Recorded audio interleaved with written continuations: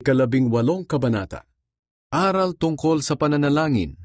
Nagkwento si Jesus sa mga tagasunod niya upang turuan silang laging manalangin at huwag mawalan ng pag-asa. Sinabi niya, sa isang bayan ay may isang hukom na walang takot sa Diyos at walang iginagalang na tao. Sa bayan ding iyon ay may isang biyuda na palaging pumupunta sa hukom at nagsasabi, bigyan niyo po ako ng katarungan at ipagtanggol niyo ako laban sa mga kaaway ko. Noong una ay hindi pinapansin ng hukom ang biyuda. Pero bandang huli ay sinabi niya, kahit hindi ako natatakot sa Diyos at walang iginagalang na tao, bibigyan ko ng katarungan ng babaeng ito para hindi na niya ako gambalain ulit. Dahil kung hindi, iinisin niya ako sa kapaparito niya. Pagkatapos, sinabi ng Panginoon, narinig ninyo ang sinabi ng masamang hukom? Ang Diyos pa kaya ang hindi magbigay ng katarungan sa mga pinili niya na tumatawag sa Kanya araw at gabi? Tinitiyak ko sa inyo na bibigyan niya agad sila ng katarungan. Ngunit kung ako na anak ng tao ay bumalik na rito sa mundo, may makikita kaya akong mga taong sumasampalataya sa akin? Ang kwento tungkol sa Pariseyo at sa maniningil ng buwis. May mga tao roon na matuwid ang tingin sa sarili at humahamak sa iba. Kaya sinabi ni Jesus sa kanila ang talinghagang ito.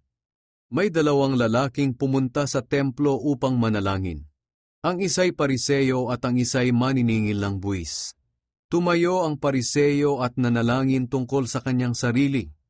Sinabi niya, O Diyos, nagpapasalamat ako sa inyo dahil hindi ako katulad ng iba na magnanakaw, mandaraya, at mga ngalunya, o katulad ng maniningil ng buwis na iyon.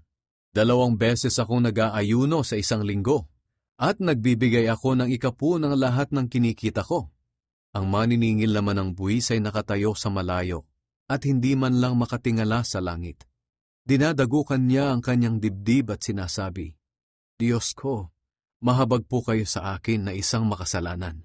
Sinasabi ko sa inyo na ang maniningil ng buwis na iyon ay umuwing itinuring ng matuwid ng Diyos, ngunit ang Pariseyo ay hindi. Sapagkat ang nagpapakataas ng kanyang sarili ay ibababa, at ang nagpapakababa ay itataas. Pinagpala ni Jesus ang maliliit na bata. Dinala ng mga tao ang kanilang maliliit na anak kay Jesus upang patungan niya ng kamay at pagpalain. Nang makita iyon ng mga tagasunod ni Jesus, sinaway nila ang mga tao. Pero tinawag ni Jesus ang mga bata at sinabihan niya ang mga tagasunod niya. Hayaan ninyong lumapit sa akin ang mga bata. Huwag ninyo silang pigilan, dahil ang mga katulad nila ay kabilang sa kaharian ng Diyos.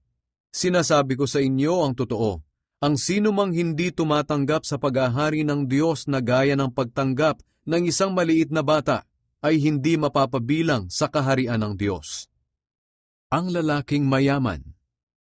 Isang pinuno ng mga Hudyo ang nagtanong kay Jesus, Mabuting guro, ano po ang dapat kong gawin upang magkaroon ng buhay na walang hanggan? Sumagot si Jesus, Bakit mo sinasabing mabuti ako? Ang Diyos lang ang mabuti, wala nang iba. Alam mo ang sinasabi ng kautusan, huwag kang mangangalunya, huwag kang papatay, huwag kang magnanakaw, huwag kang sasaksi ng kasinungalingan, at igalang mo ang iyong ama at ina. Sumagot ang lalaki, sinusunod ko po ang lahat ng iyan mula pagkabata.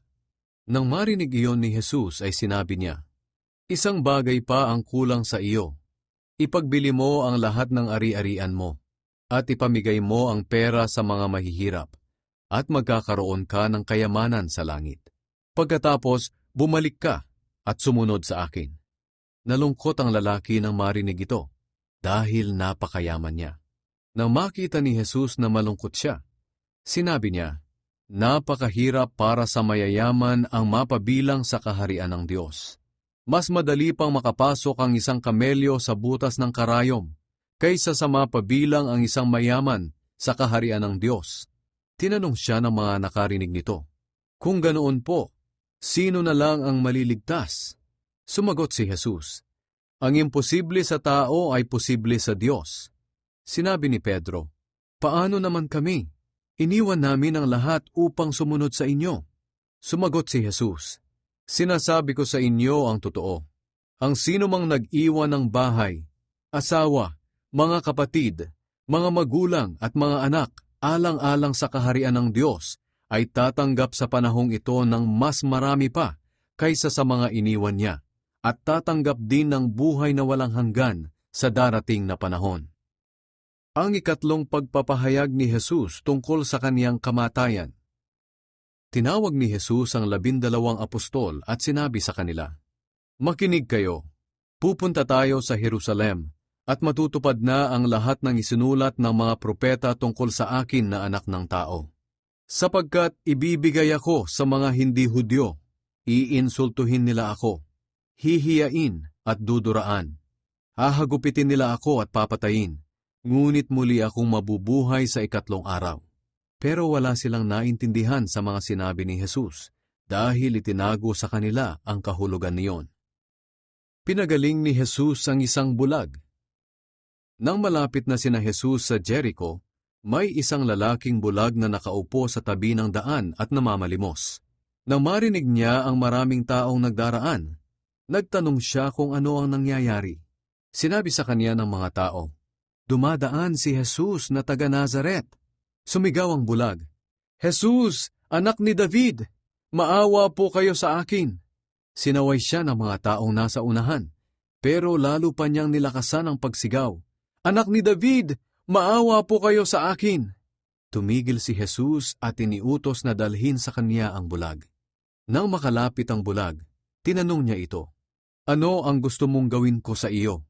Sumagot ang bulag, "Panginoon, gusto ko pong makakita." Sinabi sa kanya ni Jesus, "Makakita ka na. Pinagaling ka ng iyong pananampalataya." Nakakita siya agad at sumunod siya kay Jesus nang nagpupuri sa Diyos. Nang makita ng mga tao ang nangyari, nagpuri rin sila sa Diyos.